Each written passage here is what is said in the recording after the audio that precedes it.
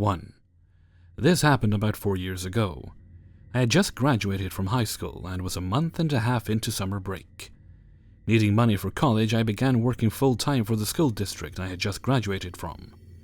Due to a music festival I wanted to attend, as well as monetary concerns, I did not go with my family to North Carolina. Which was fine by me. What 18-year-old doesn't want a house to themselves for a week? Furthermore, my parents' house is out in the country, so I had little to no fear about my neighbors complaining about parties, or being bothered in any way whatsoever. But I was wrong. I often take the back roads home from my friend's house, but on that night I decided I wanted some McDonald's, so I took the main drag and came home on a different route. This way takes you past a mechanic shop not a mile away from our cul-de-sac. It was between midnight and 1 a.m. as I passed the mechanic shop. I noticed the car's lights turning on. Or should I say light, for this car only had one headlight working. I remember thinking that it was strange that this car all of a sudden turned its lights on as I was passing, and began to become even more concerned when it pulled out behind me. But I tend to be paranoid by nature.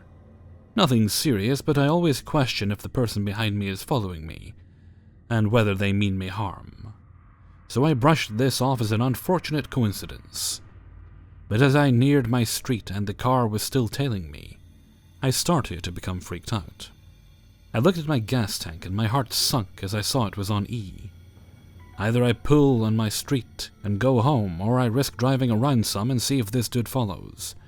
Yet that option held the risk of my car running out of gas and leaving me stranded on the road. And I figured I'd rather take my chances on my own soil than on the side of some dark and lonely country back road. So I turned onto my street, only to have my heart sink when the one headlamped car makes the turn right behind me. At this point I know I'm screwed. With nothing left to do, I begin pulling up my driveway. It's a hill about 100 yards long. To my utter horror, they begin to follow me up. Looking back, I should have called the cops, but there is no love lost between law enforcement and myself, and at the time I was too caught up to even consider calling them. If my family would have been home, this never would have happened. I would have called my dad and he could have grabbed his gun. But he, along with the rest of my family, were gone, 12 hours away at the beach. So when they began to drive up my driveway after me, I stopped and put my car in reverse. They responded by reversing as well, yet they stopped at the bottom, effectively blocking my driveway. At this point I pulled forward again, only to have the same jig and dance happen. They followed, I reversed, they reversed, and sat at the end, blocking my escape. I quickly pulled up and turned my car around to come at them head on. By this time they were halfway up my driveway, the furthest they had come up. Looking back, I was terrified, alone, and angry. Who did this person think they were? With my brights on and shining right into their face, I opened my car door and got out. I pulled out my pocket knife and grasped it in my left hand, while I grabbed my hammer in my right. I used to keep one in between my seat and door. In some weird, desperate mindset, I made a split-second decision to grab the hammer from the head, with the handle sticking out. My hope was that it would be mistaken for a gun. I began yelling and pointing the hammer, gun, at the car, screaming at them to get the fuck out and, "What do you want, you motherfucker?" All the while I held my hammer as a gun and prayed they would fall for it. Whether they did or not, I cannot say. Part of me believes they thought it was a gun due to my brights being behind me and making my whole front side a shadow. Yet they could just have not wanted a fight. Perhaps they thought I was a girl or was timid and wouldn't resist so aggressively and violently. Who knows, but it worked. They slowly backed out of my driveway and crept around the cul-de-sac. As they were leaving my street, I ran after them, hiding behind my neighbors' houses, and at every driveway the car would slow down to a near stop, as if scoping out the houses. Thankfully, they didn't pull into any driveways, and they turned off my street altogether. After I was safely in my house, I ate my McDonald's by the front window with all the lights turned off, waiting to see if they'd come creeping back. Thankfully, they didn't. But that night I locked every door in the house, which I always did anyways, and slept with a hammer, machete, and baseball bat next to me, and my pocket knife under the pillow. Complete overkill, I know, but I was terrified. Now I know where my dad keeps his gun, so if it ever happens again, I'll be better prepared. Regardless, though, whoever the hell was in that single headlighted car, let's not meet. 2. To start things off, I live in Egypt. Doesn't matter where exactly, but my environment is completely different from y'all. But let's give it a shot. This happened when I was 17 years old, occasionally visiting my old grandma. She lives in an old apartment building, I don't really know what it's called, but it's how most people live here. It's old, like from the 50s, so most people living in there are just grandparents, maybe with their older kids. I know the place very well. It's not creepy. I used to go up these stairs since I was a little kid, so it was okay. One day my dad told me that she needed pills from the pharmacy. It was around 10:30 p.m., so normally I will bring it with me when I walk to my grandma's. It's like a 15-minute walk, she lives nearby. Normally at that time in September, it's the school season, so people sleep really early, the roads are a little empty at the time. Anyways, I went to the building, and to describe it so you get an idea about it, the building has these stairs inside, you only have access to the apartment doors and no windows, and that sort of thing. I went in, closed the door behind me. There's a key which only people who live there have. They normally close the door at 10. My dad has a copy, he gave it to me, and I got in. At that time the stairs were pitch black, I don't know why the lamps were off. No windows, so not even a little light. But I said, let's get this done with. I'll deliver the medicine and get going with my life. I picked up my phone, turned the flashlight on, and went up. She lives on the 6th floor, and there's no elevator. Walking through the 3rd floor, I see a shadow of someone standing with their door open, with little light coming from the inside. I said hello, pointing my flashlight towards the shadow. I see this old, short woman. I didn't get scared at first, assuming it's just an old woman. It's not a damn ghost. I asked her to turn on the lights, please. Every floor has a lamp in the middle of the ceiling. She didn't say anything, but she turned it on. That old yellow lamp. I said thanks. But she was still standing there, I don't know why. I said salam alaikum. Getting on my way up again to my grandma's, she suddenly said in Arabic, but I'll translate. Why don't you come in? I made some tea. I look at her, kinda get spooked. Her voice was so high-pitched. Actually, I prayed she didn't say anything to me. She looks so pale and her skin marks are excessive, like a very old lady. She looked scary to me. But I said, thank you, I gotta go to my grandma's, she needs something. Maybe next time. She insisted and started grabbing my arm really strong. I was shocked at this instant, her grip was so tight. And when I looked inside her house, it's very dark. I don't know what's going on. I said thanks, but can I please go? I have to go. I tried very hard not to push her away, but I had to. I pushed her hands away as she was trying to grab me inside. But she said, come on, Asser. You son of X, right? Looking very angry after I pushed her hands, but she knows my mom's name. I was very surprised. I ran my way up to my grandma's and checked on her for like 30 minutes, but I was legitimately shaking after what happened. I didn't ask my grandma about her or even mention her, but when I went down she wasn't there. When I walked down the street, she was waving at me through the old window of her apartment. This woman gave me chills. Actually, after all these years, I didn't even see her again, and her door was never seen being opened when I went to my grandma's again. I'm really glad I didn't go inside with this woman. God only knows what was inside. But that was it. Old woman, let's not meet again. I'm not exaggerating about what happened. But maybe the woman is dead, I've never seen her again, and this is actually what happened. Also, I have no hate towards old ladies, I really like my grandmother. I like helping her, getting her what she needs when she needs it. But it was this time that I felt something was wrong about this situation, and I was sure about it when I didn't see the woman again. What's your thoughts? 3. This is a story about an internet friend who made my life a living hell. For the people who missed part 1, I'll call myself Clover, to hide my identity and the identities of other parts involved. and I'm a Japanese-Brazilian comic artist that posts my work on the internet. I have some friends online that are also artists or just people with similar interests. Last chapter we saw that I met Gaki, the former internet friend, who made my life a living hell. And he had a weird-ass split personality thing that scared the shit out of me over my friend not wanting to delete a comic from her library. Something I didn't mention was that it all happened on his first day at Sparky's Discord server, so the dude had an edgy temper tantrum over someone he just met, not deleting a comic from their personal library. The next day he acted like nothing much happened. At least that was how he acted on Sparky's Discord server. He would vent and remind me constantly that shock almost made his split personality surface again, and that was super dangerous. He was a weird guy. He usually would post weird and disturbing images that were edgy and gory. He said he had a boyfriend that was okay with him living in the same house as a guy who had a crush on him, but was horrified that my boyfriend and I have an open relationship.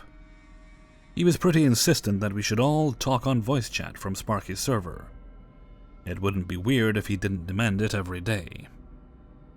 Now dudes, English is not my first language. I can write it, but I have a really hard time to pronounce some stuff. So I'm really self-conscious about my pronunciation. Talking on voice chats is stressful and makes me anxious. Even so, I did make an effort to go on that voice chat. I went on that voice chat for every day for a week until Friday. That Friday I was having a headache because of construction noises from my neighbor's apartment. A lot of drilling and sledgehammers going on there for hours. I told them about my situation and everybody seemed okay with me not going on voice chat. That Saturday is when shit went off. I have a simple rule. Weekends are for me spending time with my boyfriend and my real-life friends. Since most of them work on normal jobs that have weekends off, it's the only time I have to hang out with them. About my boyfriend, we live together, but he spends the whole day at work and comes home really tired and stressed. Working as a programmer with tight schedules is really tough. So during weekends, it's the only time I have to do couple stuff with him. Like go out to walk holding hands or just stay home cuddling and playing video games. I have to make some notes about my boyfriend. We are dating for 8 years. We had a bumpy start in our relationship, but since I graduated from college and we started living together, we are the happiest couple you'll ever see. If not the happiest, a really happy one. He is kind and supportive. I really enjoy his company and gosh, I love this dude. We decided to open our relationship last year and seriously, it's not a big deal. But some people get worked up about it. This part of me bragging about my boyfriend is important, I swear. So as I was saying, weekends are for my boyfriend and my real-life friends. Sometimes they hang out at my place to spill some tea. That Saturday, Gaki asked me to join the voice chat on Sparky's server. Hey, Clover. Do you want to join the chat? Oh, sorry, dude. Weekends are for my boyfriend, since that's when he has his days off. But I'll be chill to voice chat during Monday. This is the part where a normal person would say something like, oh, okay, have fun, or do some light, dirty joke. But oh no, dude. This is not a normal person. Why? You already spend a lot of time with him. Weekends are the only time of the week we can hang out without him being stressed or tired. Also, my real-life friends only can hang out during weekends. Sorry about that. But I need time away from the computer. That is great. 3 days without you in the voice chat. Are you mad at me? It's just a weekend. Monday I'll be back. So if I have a panic attack on voice chat and my roommate isn't home, I'll be on my own. Bro, you can PM me if you start feeling unwell. I'll leave my notifications on. You know damn well that messages don't do shit for me when I'm getting a panic attack. Sorry, dude. So you can call me through the private voice call. I'll be around Wi-Fi the whole day, so I'll be able to take a call if there is an emergency. I can't understand why you have to spend time with your boyfriend. You see him every day. There is no need to dedicate entire days for him. He works on tight schedules and is always stressed about work. He supports me and encourages me to pursue my dream career as a comic artist. Dedicating a weekend to help him relax is my way to show appreciation and support. Your idea of a relationship is warped. I think that's because you have been with that guy for that long. What? I mean, we haven't fought in years and we are really happy. We always have a blast when we hang out. How is this messed up? If there's a call for help, you would ignore it just to hang out with your boyfriend. What are you talking about? You have a boyfriend, don't you? Yeah, but the difference is that my boyfriend would understand if I have to help someone. If I was in your shoes, I would sacrifice my time with my boyfriend to help you out of a panic attack. Now I know you won't do the same for me. Bro, I won't sacrifice my relationship with my boyfriend for anyone. It's not fair with him. He does a lot for me, and his only request is to hang out with me during weekends. I want to show him some appreciation, and hang out with him when he's not dropping from tiredness. I see how it is. And God forbids if something happens when you're hanging out with your boyfriend, right? Gaki, things aren't that black and white, as you are seeing. I just said I won't go on voice chat so I could spend some time with my boyfriend, but if you call me, of course I'll answer. I don't have anything else to say. Just how I'm incredibly disappointed in you. Now guys, I have to add a side note here. I was raised by strict parents with high expectations of me since I'm their first kid. I was supposed to be an example. So when someone says that I disappointed them, it hurts. It hurts a lot. I was already feeling a lot of guilt during this conversation, but that message made me cry non-stop for almost an hour. I tried to keep my composure, since I didn't want to lose our friendship. Don't say that. It hurts me more than you think it does. The pain is mutual then. I'm sorry if I'm not the friend you expected me to be. I don't know what to do anymore. I'm really sorry. I had to step back. I was feeling guilty and hurt. My boyfriend was doing some stuff in our apartment when he saw me crying. He took care of me and asked what happened. I didn't tell him exactly what happened, I just said that I had a fight with someone on the internet. We cuddled for what I think was hours, and seeing that I wasn't getting better, he did the only thing he knew could cheer me up in times like this. He took me to eat gourmet ice cream. The following day I was emotionally exhausted and terrified. I don't know exactly why, but I was scared of what Gaki would say to me. I know it sounds silly being scared of what someone would type to you on the internet. My boyfriend noticed that I was anxious and asked me what was really going on. I told him what happened, in details, and even showed him my PMs. He wasn't pleased with what he saw. He told me that Gaki was an asshole, so I shouldn't give him so much credit. He assured me that I did nothing wrong, and I was in my right not to do the voice chat when I don't feel like it. Seeing that now I had my boyfriend by my side to give me emotional support if needed, I decided to talk a bit on Sparkly's server during the evening. The day was almost over to my boyfriend, so he was playing video games by my side. After a few minutes of chatting about funny stuff with the girls around him, he didn't respond much when I dropped there. He PM'd me. I want a real apology from you. You saying sorry over and over is meaningless. What you did was fucked up and hurt me beyond I can describe with words. That's when the whole feeling of guilt weakened drastically. I wasn't feeling guilty anymore. The bitch felt that I owed him an apology for hanging out with my boyfriend.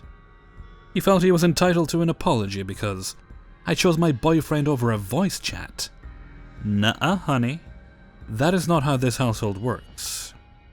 Look, I know you are upset that I wasn't there to give you support, but you were in a voice chat full of kind and supportive people. It would take you less than 5 minutes to tell them what to do if you have a panic attack. I can apologize for not being there for you, but I can't apologize for prioritizing my life away from the internet. I cried yesterday and my boyfriend, who should be relaxing on his few days off, spent hours calming me down. And you tell me that I have to apologize? I want you to admit the fuck you did, so we can move on from this mess you made. What you did was beyond fucked up. Excuse-moi. All I did was tell you I wouldn't be on the voice chat so I could spend time with my partner. How does that translate to doing a fucked up thing? You promised you would be there for me when I had a panic attack. I said I would help you if you had a panic attack when I am online.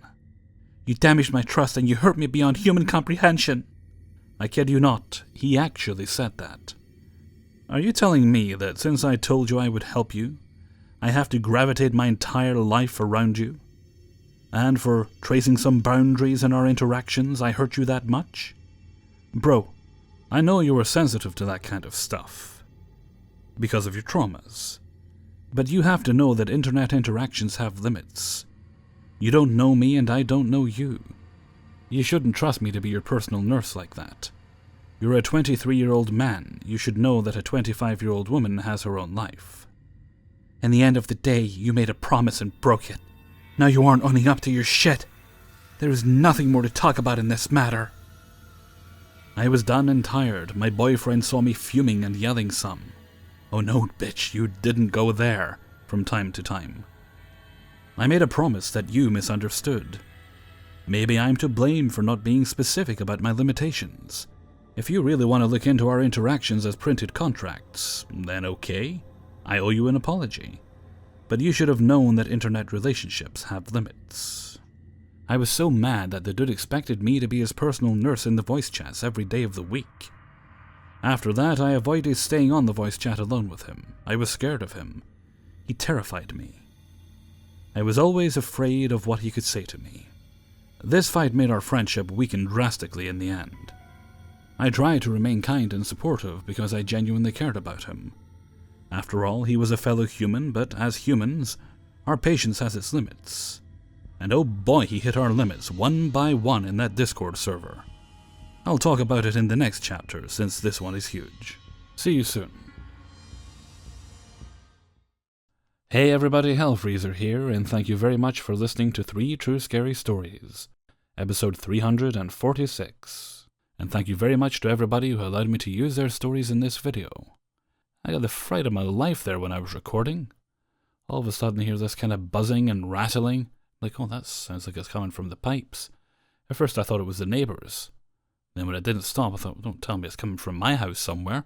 Sure enough, I don't know what the issue is, but went into the bathroom and the cold water tap was making a hell of a racket.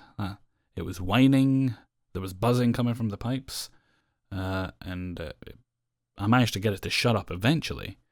But the water pressure seems quite low as well, so I don't know what the issue is. I know that tap, it could do with getting replaced or repaired, but I'm not sure if all that would be coming off just one little tap. Anyway, if it happens again, I'll have to get it repaired, I suppose. I was hoping for a nice relaxing weekend. Well, we'll see what happens. Okay, and with that, I'm going to head off for now. So until next time, thank you very much for listening, and take very good care of yourselves.